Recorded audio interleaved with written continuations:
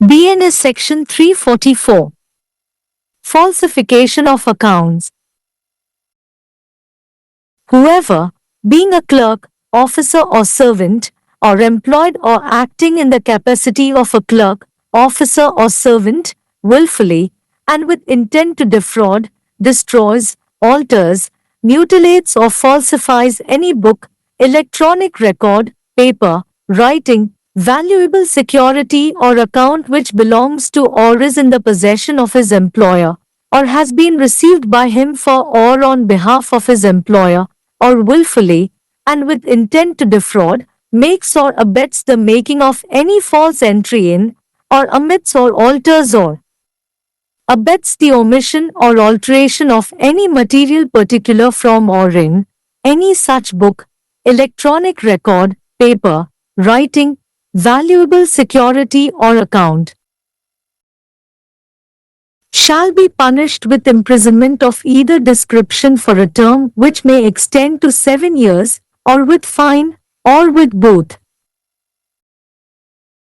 Explanation. It shall be sufficient in any charge under this section to allege a general intent to defraud without naming any particular person intended to be defrauded or specifying any particular sum of money intended to be the subject of the fraud, or any particular day on which the offense was committed. BNS பிரிவு 344. கணக்குகளை பொய்யாக்குதல்.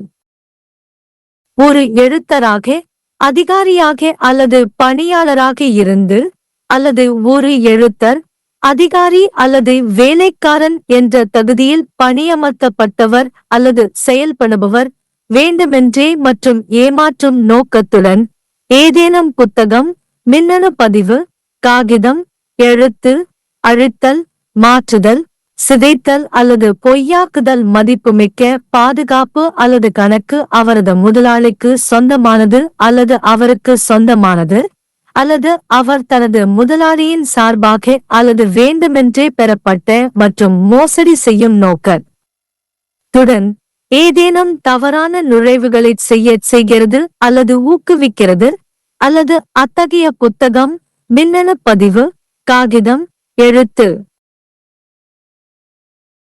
மதிப்புமிக்க பாதுகாப்பு அல்லது கணக்கு ஆகியவற்றிலிருந்து அல்லது அதில் உள்ள எந்த ஒரு பொருளையும் விட்டுவிடுவது அல்லது மாற்றுவது அல்லது மாற்றுவது அல்லது மாற்றுவது 7 வரை நீட்டிக்கப்படக்கூடிய ஒரு விளக்கத்தின் சிறை தண்டனையுடன் தண்டிக்கப்படும்.